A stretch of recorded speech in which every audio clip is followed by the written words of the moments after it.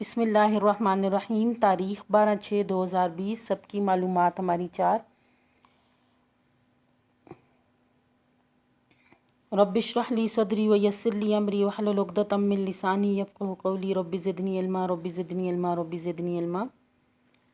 مضمون اردو، جماعت نہم، معلمہ بینش، سبق نمبر 2، اسلام میں گداگری کی مذمت۔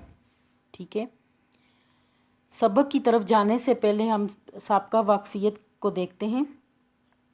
تو سابقہ واقفیت میں نے آپ کو بتایا تھا کہ یہ جو سبق ہے یہ اسلام میں گداگری کی مذمت، گداگری کی مذمت یہ سبق کا نام ہے، اور مصنف اس کے کیا ہیں، کون ہیں؟ الطاف حسین حالی ہیں۔ صنف ادب کے کیا ہے؟ یہ مضمون ہے اور ماخوذ از مقالات حالی حصہ اول سے یہ لیا گیا ہے۔ تو ابھی تھوڑا سا ہم پیچھے سبق کی طرف، پہلے مصنف کے بارے میں تھوڑا سا ہم نے جو کل پڑھا تھا اس کو ایک نظر دیکھ لیتے ہیں، اور پھر اسلام میں گداگری کی مذمت کو، جو اس کی گداگری کی ممانعت کی گئی ہے، اس کو ایک دفعہ دیکھ لیتے ہیں۔ ٹھیک ہے، بسم اللہ الرحمن الرحیم۔ ہم نے جو کل سبق پڑھا تھا، سبق تھوڑا سا پڑھا تھا، وہ تھا اسلام میں گداگری کی مذمت۔ ٹھیک ہے، گداگری، بھیک مانگنا۔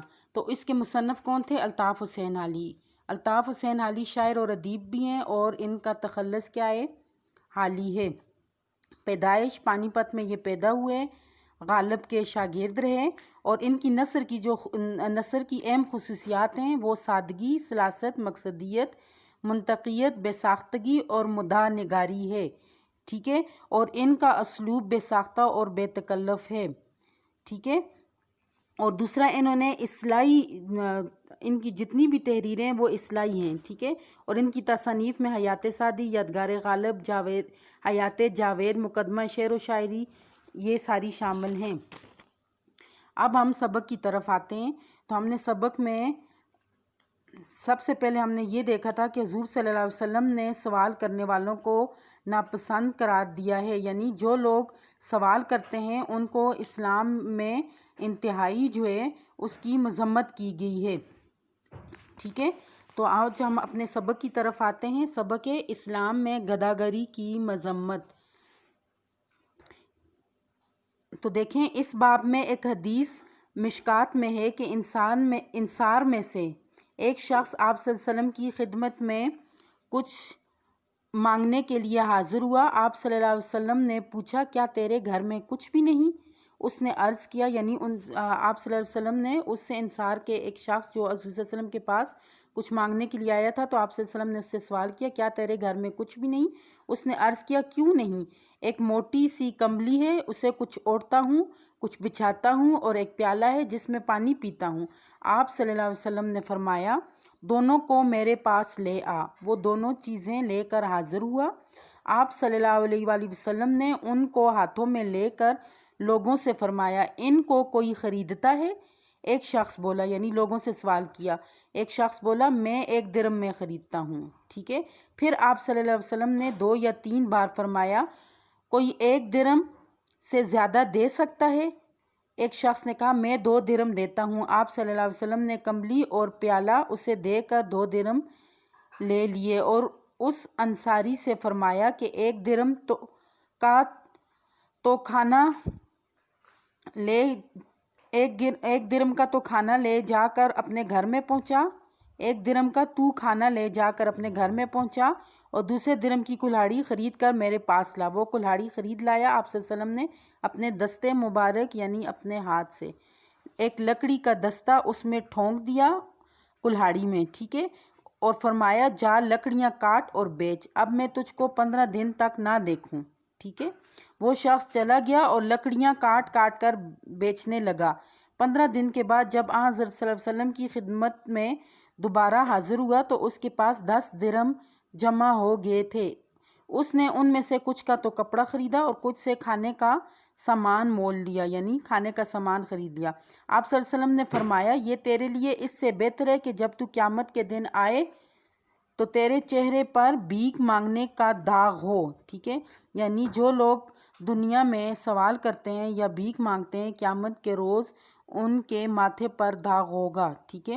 سوال کرنا صرف اس شخص کو حلال ہے جو سخت محتاج ہو یا جس کے ذمہ بھاری تاوان، یعنی اس نے کسی کا کوئی رقم وغیرہ دینی ہو، یا جس کی گردن پر خون بہا ہو۔ خون بہا مطلب یعنی مقتول کو جو رقم دی جاتی ہے، ٹھیک ہے۔ اس حدیث سے صاف واضح معلوم ہوتا ہے کہ جہاں تک ممکن ہو سائل کو سوال کرنے سے روکا جائے، اور سوال کرنے کی برائی اور محنت و مشقت، محنت و مشقت کیا ہے؟ مرکب عطفی ہے، ٹھیک ہے، مرکب عطفی ہے، ذہن نشین کی جائے۔ مگر اس زمانے کے سائلوں کی بغیرتی اور ڈھٹائی اتنی حد سے گزر گئی ہے کہ کسی فہمائش یا ممانعت کا ان پر کوئی اثر نہیں ہو سکتا، یعنی جتنا بھی ان کو منع کیا جائے وہ پھر بھی مانگنے سے گریز نہیں کرتے۔ نظر بحالات موجودہ ہمیں، یعنی اگر اب موجودہ حالات پہ نظر ڈالی جائے تو اس کے سوا کچھ چارہ نہیں کہ غیر مستحق سائلوں کی داد و دہش سے یک قلم ہاتھ روک لیا جائے، ٹھیک ہے۔ یعنی موجودہ حالات میں اس کے سوا کوئی بھی چارہ نہیں ہے کہ جو غیر مستحق سائل ہیں، یعنی جو حق نہیں رکھتے، ٹھیک ہے، جو محتاج نہیں ہیں، ان کی مدد کرنے سے ہاتھ کو روک دیا جائے، اور جہاں تک ہو سکے مستحقین کی امداد کی جائے، جو باوجود استحقاق یعنی حق رکھنے کے باوجود کسی سے سوال نہیں کرتے، جو سفید پوش لوگ ہوتے ہیں، جو سخت مجبوری اور ناداری کی حالت میں سوال کرتے ہیں۔ غیر مستحق سائلوں کے ساتھ کوئی سلوک اور کوئی بھلائی اس سے بڑھ کر نہیں ہو سکتی کہ ان کو اس بغیرتی اور بے شرمی کے پیشے سے باز رکھا جائے، ٹھیک ہے۔ ملک و قوم مرکب عطفی واو عاطفہ کا استعمال ہوا ہے، ٹھیک ہے، کہ حق میں کوئی احسان اس سے زیادہ نہیں ہو سکتا کہ بھیک مانگنے کا بدترین پیشہ جو مرض متعدی کی طرح افراد و اقوام میں سرایت کرتا جاتا ہے، ٹھیک ہے، یعنی پھیلتا جاتا ہے۔ مرض متعدی وہ مرض جو پھیل رہا ہو، افراد و اقوام یعنی فرد میں اور قوم میں سرایت کرتا جاتا ہے، یعنی اس میں بہت زیادہ جو ہے تو سرایت کر چکے ہیں، اور جس سے روز بروز بھیک منگوں کی تعداد ملک میں زیادہ ہوتی جاتی ہے۔ رفتہ رفتہ اس کی بے کنی یعنی اس کا خاتمہ کیا جائے۔ تاریخ بتاتی ہے کہ حضرت صلی اللہ علیہ وسلم کے بعد مدت دراز تک ممالک اسلامیہ میں سوال کرنا نہایت مذموم سمجھا جاتا تھا، اور طرح طرح سے اس کا انسداد کیا جاتا تھا، یعنی اس کو ختم کیا جاتا تھا۔ روایت ہے کہ حضرت عمر رضی اللہ تعالیٰ نے ایک سائل کی آواز سنی اور یہ سمجھ کر کہ بھوکا ہے اس کو کھانا کھلانے کا حکم دیا۔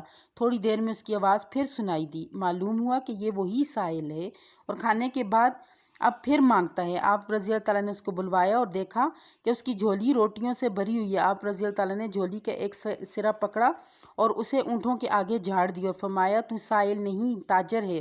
علامہ مقرری تاریخ اندلس میں لکھتے ہیں، اندلس میں جس سائل کو تندرست اور کام کے لائق دیکھتے ہیں اس کو نہایت ذلیل کرتے اور سخت سست کہتے ہیں، ٹھیک ہے۔ اندلس میں کیا کرتے ہیں، یعنی جس کو دیکھتے ہیں تندرست، سائل کو تندرست دیکھتے ہیں تو اس کو ذلیل کرتے ہیں اور سست کہتے ہیں۔ اس کا نتیجہ ہے کہ یہاں اپاہج اور مزدور آدمی کے سوا کوئی سائل نظر نہیں آتا، مگر افسوس اور نہایت افسوس ہے کہ اس زمانے میں ہمارے ملک میں جس قدر مسلمان بھیک مانگتے نظر آتے ہیں اس قدر اور کسی قوم کے افراد نظر نہیں آتے۔ بس سب سے پہلے مسلمانوں کا فرض کیا ہے؟ مسلمانوں کا فرض ہے کہ اپنے اپنے حدود اور اختیارات میں جہاں تک ان کی دسترس ہو، جہاں تک یعنی ان کی پہنچ ہو، اس نالائق اور بری رسم کا انسداد کریں، ختم کریں۔ خاص کر ہمارے علماء اور واعظین کو لازم ہے کہ نہایت آزادی اور بے باکی سے واعظ کی مجلسوں میں، یعنی یہ جو اکثر خطبہ دیا جاتا ہے اس میں، یا جو یہ درس دیا جاتا ہے اس میں یہ سوال کی مذمت کریں، یعنی اس کو منع کیا جائے جو حدیثوں میں وارد ہوئی ہے، جو مضر نتیجے سائلوں کی کثرت سے قوم کے حق میں پیدا ہوتے ہیں، اور اسراف اور فضول خرچی کی برائی جو قرآن مجید میں جا بجا بیان ہوئی ہے، یعنی بہت زیادہ ضرورت سے زیادہ خرچ کرنا، عام مسلمانوں کے ذہن نشین کریں، ان کے دلوں میں بٹھا دیا جائے کہ ہٹے کٹے بھیک مانگنے والوں کچھ دینا بجائے نیکی اور بھلائی کے الٹا گناہ کا مرتکب ہے، یعنی جو ہٹے کٹے بھیک مانگنے والے ہیں ان کو دینا نیکی نہیں بلکہ گناہ ہے، کیونکہ جس قدر ایسے لوگوں کو دیا جاتا ہے اسی قدر مستحق بیواؤں، یتیموں اور ہمساؤں کی حق تلفی ہوتی ہے۔ اسی قدر بھیک مانگنے کا ناپسندیدہ طریقہ زیادہ رواج پاتا ہے اور اسی قدر قوم کے کام کے آدمیوں کی کمی ہوتی ہے، یعنی قوم کے جو لوگ ہیں وہ سست پڑ جاتے ہیں، اور ٹھیک ہے، اور بیواؤں، یتیموں اور ہمسایوں تک ان کا حق نہیں پہنچ سکتا، اور ان کو وہ لوگ لے لیتے ہیں کہ جو خود کما کر کھا سکتے ہیں، ٹھیک ہے۔ تو اس لیے اس سبق میں حضرت محمد صلی اللہ علیہ وآلہ وسلم نے جو ہے اسلام میں گداگری کی مذمت، یہ ایک مضمون ہے جس کے مصنف ہیں الطاف حسین حالی، اور اس میں حضور صلی اللہ علیہ وسلم نے کیا کیا ہے، سوال کے انسداد کو رسول صلی اللہ علیہ وسلم نے کیا کیا ہے کہ اس کو اس قدر ضروری سمجھتے تھے جس طرح آپ توحید اور نماز پنجگانہ کی تعلیم کو اہمیت دیتے تھے، ٹھیک ہے۔ اور اسی طرح دیکھیں کہ آپ رضی اللہ تعالیٰ نے اگر تم لوگ جانو کہ سوال کرنے، آپ صلی اللہ علیہ وسلم نے فرمایا کہ اگر تم لوگ جانو کہ سوال کرنے کے کیا نتائج ہیں تو کوئی شخص سوال کرنے کے لیے دوسرے شخص کی طرف رخ نہ کرے، اور یہ بھی کہا کہ بھیک منگوں کے جو بھیک مانگنے والے لوگ ہیں قیامت کے روز ان کے ماتھے پر داغ ہوگا، ٹھیک ہے۔ اب اس میں دیکھیں مستحق اور غیر مستحق کیا ہیں، متضاد الفاظ ہیں، پھر دیکھیں متعدد روایات کے انداز کلام کیا ہے، مرکب اضافی ہے، اور یہ بلینک دیکھیں خدا تعالی رد سوال کو مجھ سے پسند نہیں کرتا۔ آپ صلی اللہ علیہ وسلم نے کیا فرمایا، کیا کیا جائے لوگ تو مانتے نہیں اور خدا تعالی رد سوال کو مجھ سے پسند نہیں کرتا، یعنی ان لوگوں کو بھی دینا پڑتا ہے جو مستحق نہیں ہیں، کیونکہ رد سوال کو اللہ تعالیٰ کسی بھی سوال کرنے والے کو لوٹانے کے سے پسند نہیں کرتا، ٹھیک ہے۔ اس لیے آپ صلی اللہ علیہ وسلم نے ہمیشہ محنت اور مشقت کی طرف لوگوں کو اس کی تبلیغ دی ہے اور بھیک مانگنے سے گداگری کی مذمت کی ہے، ٹھیک ہے۔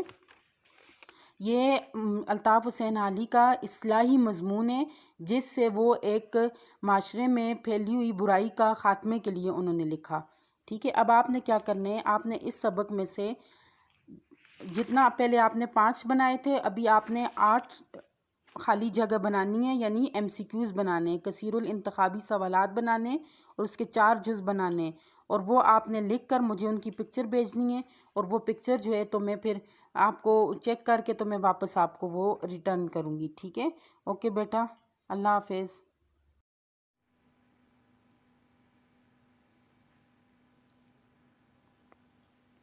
دیکھیں بیٹا، آپ لوگوں نے گھر کا کام کیا کرنا ہے کہ سبق اسلام میں گداگری کی مذمت، آج جو سبق پڑھا اس میں سے 8 ایم سی کیوز بنانے اور آپ نے 4 آپشن لکھنے ہیں، ٹھیک ہے۔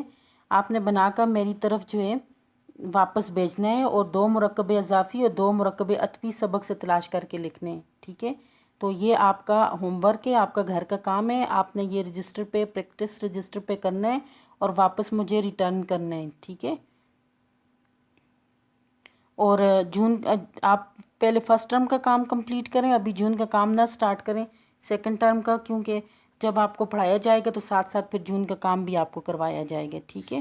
اوکے، اپنا خیال رکھنا ہے، اللہ حافظ۔